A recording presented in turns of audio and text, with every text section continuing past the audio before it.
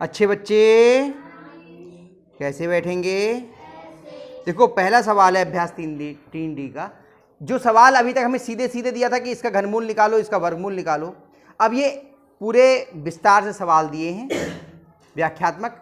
इनमें ये समझना है कि क्या करना है हमें, तब सवाल हल होगा। पहला सवाल है, एक पेटी में सेब इस प्रकार रखे हैं कि प्रत्येक तह की प्रत्येक पंक्ति में उतने ही सेब हैं जितने की उसमें तह हैं, जितनी उस तह में पंक्तियां हैं। यानी कि अगर हम ये कहें कि एक तह ये बनाई तो ये एक पंक्ति हो गई, एक पंक्ति में कितने सेब हो गए? तो कितनी पंक्तियां होंगी इसमें? 3 ही पंक्तियां हैं। कितनी पंक्तियां हैं? जिस एक तह में उतनी ही पंक्तियां हैं जितनी कि एक तह में, एक पंक्ति में सेब हैं। और दूसरी बात है, यदि तहों की कुल संख्या पंक्तियों के समान हो, यानी तह भी उतनी है जितनी पंक्तियां हैं। यानी अगर हम लगाते पहली तह, दूसरी तह, तीसरी तह, एक के ऊपर एक तह हो जाएगी। तो यानी कि एक ऐसे भी 3, ऐसे भी 3, और ऐसे में अगर ऊपर को आए तो भी 3। तो ये घन बन गया या नहीं बन गया? घन क्या होता है? जिसकी तीनों भुजाएं बराबर हो।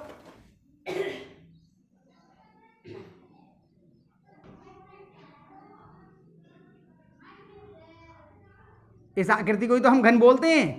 ये इसकी लंबाई हो गई, और ये इसकी चौड़ाई हो गई, और ये इसकी ऊंचाई हो गई। लंबाई को बोलते हैं लेंथ h, चौड़ाई को ब्रेथ b, और ऊंचाई को हाइट h। हिंदी में लिखे तो ला, चा और ऊ हो सकता है, लंबाई, चौड़ाई, ऊंचाई, ये तीनों ही इसकी बराबर होती हैं। तो इसका घन क्या हो जाता है? भुजा पे घात 3। घन का जो आयतन है, घन का आयतन क्या कहलाता है? भुजा पे घात 3।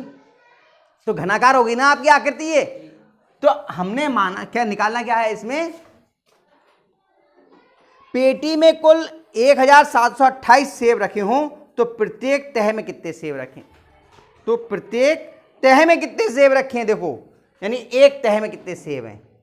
तो वो तो हम बाद में निकालेंगे, पहले तहों की संख्या निकालने कि तह कितनी है। ठीक है, तो माना कुल तह बराबर का। तह कितनी है? का। तो कुल सेब बराबर कितने जाएंगे? का गुणा का गुणा का। ये तह, ये एक तह में सेब, और ये एक पंक्ति में सेब, और ये कुल पंक्तियों की संख्या। ये तह, ये पंक्तियों की संख्या, और ये एक पंक्ति में सेब। आगे कुल लंबाई, चौड़ाई, ऊंचाई, और ये कितनी? 1728 बराबर कितना हो गया? का पे घात 3। तो अगर हम ये 3 घाट हटाएंगे तो इसके लिए क्या करना पड़ेगा? इसका घनमूल। जब 2 घाट हटाते हैं तो वर्गमूल करना पड़ता है, 3 घाट हटाएंगे तो क्या करना पड़ेगा? घनमूल। घनमूल के अंदर 1728 बराबर का। 1728 का घनमूल कितना होता है? जल्दी बताओ, याद है या भूल गए? चलो करके देख लेते हैं। 1728 क्या 2 से विभाज्य है? 2 अट्ठे 16, 1 बचा 12 हो गया, 2 छंग 12, 2 चौक 8। फिर 2 से विभाज्य है, 2 चौक 8, 2 तीन 6, 2 दूनी 4। फिर 2 से विभाज्य है, 2 दूनी 4, 2 एकम 2, और 2 छंग 12। फिर 2 से विभाज्य है, 2 एकम 2, 1 आया नहीं गया, बार लगाया 0, 2 अट्ठे 16। 2 से है, 2 पंजे 10, 2 चौक 8। फिर 2 से है, 2 दूनी 4, 2 सत्ते 14। ऊपर ले आते हैं अब ये आगे का ना, क्योंकि नीचे जगह नहीं है।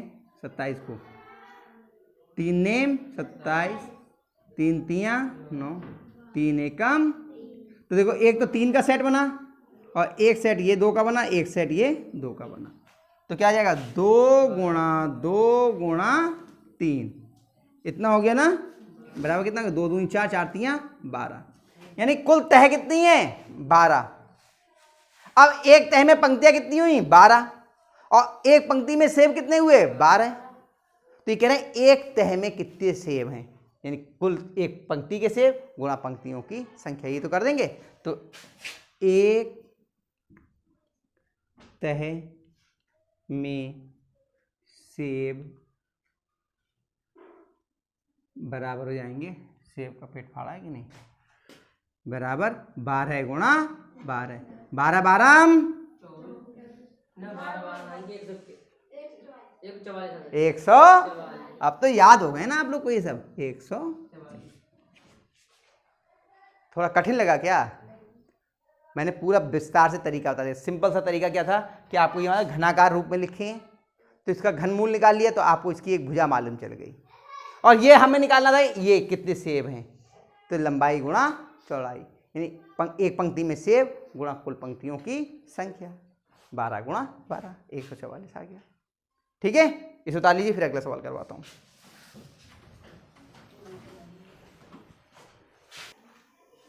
अब देखिए प्रश्न संख्या 2 है कि एक पेटी में, जरा ध्यान से अपनी किताब में देखिए, करवाएंगे नहीं, ऐसी समझ में आ जाएगी, फिर आप लोग घर से कर लेना। एक पेटी में 216 आम घन के रूप में सजा कर रखे हैं। कैसे रखे हैं? घन के रूप में। ज्ञात कीजिए पेटी में आम की कितनी तहें हैं। हम मान लेंगे कुल तह x a b c d कुछ भी मान सकते हैं। a का मान निकल आएगा, जो निकल आएगा यही तो तहों की संख्या है, बस वही उत्तर हो जाएगा। तो 216 का घनमूल निकालेंगे, कितना आएगा बताओ?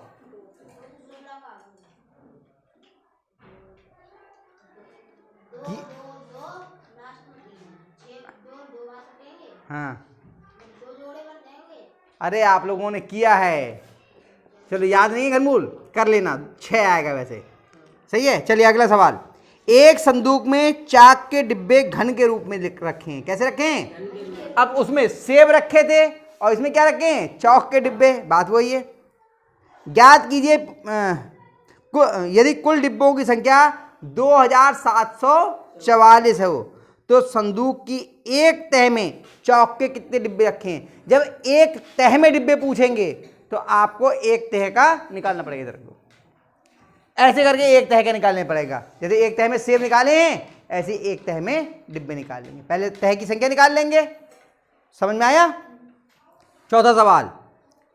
एक शोरूम में कांच के रंगीन इकाई घन दूसरे से सटाकर इस प्रकार रखी गई हैं कि एक बड़े घन का आकार ले लेती हैं। यदि इस प्रकार रखे गए रंगीन घनों की कुल संख्या 512 हो तो ज्ञात कीजिए रंगीन घनों की कितनी तहों से उक्त आकृति बनी है। अब इसमें क्या ज्ञात करना है? तह। इसमें एक तह में डिब्बे ज्ञात करने थे, उससे पहले वाले में, पहले सवाल में। इसमें फिर तह ज्ञात करनी है, तो कहां तक करेंगे? यहां तक तय कर लिया। आया समझ में? ये चौथा सवाल। जब एक तह में आपसे डिब्बे पूछें तब आपको बाद में फिर क्षेत्रफल निकालना पड़ेगा इस तरह से। और जब कहें तह कितनी है या एक पंक्ति में कितने हैं तो केवल यहां तक हो जाएगा। ठीक है, अगला पांचवा सवाल है। प्रधानमंत्री के राष्ट्रीय राहत कोष के लिए एक विद्यालय की एक कक्षा का प्रत्येक विद्यार्थी उस कक्षा के विद्यार्थियों की संख्या के घन के बराबर रुपए चंदे में देता है। जितने विद्यार्थी हैं कक्षा में उसके घन के बराबर। यदि इस प्रकार कुल धनराशि इतने 15,625 हो तो उस संख्या में कुल कितने विद्यार्थी हैं? घनमूल निकाल लो। विद्यार्थियों को घन के बराबर तो यही है, इसका घनमूल निकालो 15,625 का, आ जाएगा उत्तर। आई बात समझ में? हैं? हाँ, घनमूल निकालना है। अगला है, एक घनाकार टंकी में 1331 लीटर पानी आता है। टंकी की माप ज्ञात कीजिए। 1000 लीटर पानी का आयतन 1 घन मीटर के बराबर होता है। तो 1331 लीटर को पहले आप इसे किसमें? घन मीटर में बदल लेंगे। घन मीटर में बदलने के लिए क्या करेंगे? इसे 1000 से भाग 1331 बटे 1000, इतना ही तो हो गया घन मीटर। और उसका फिर घनमूल निकाल देंगे। 1331 का ऊपर निकालेंगे, ये कितना हो जाएगा? ये घन मीटर के रूप में।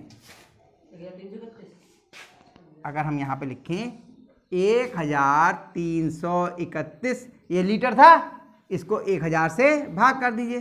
किस में बदल गया? ये घन मीटर में। इसका घनमूल निकाल लीजिए। जब इसका घनमूल निकलेगा तो आपका आ जाएगा। 1331 का घनमूल कितना होता है? और 1000 का कितना होता है? होता कितना है? 10। कितना होता है? तो 11/10 का मतलब क्या होगा 1.1 मीटर, ये उत्तर आ जाएगा 1.1 मीटर। हो गई आपके 6 सवाल। फिर भी कोई सवाल नहीं आएगा तो कल हम लोग करके देखेंगे, इन 6 सवाल को आप लोग करके देखिए, ठीक है। ओके।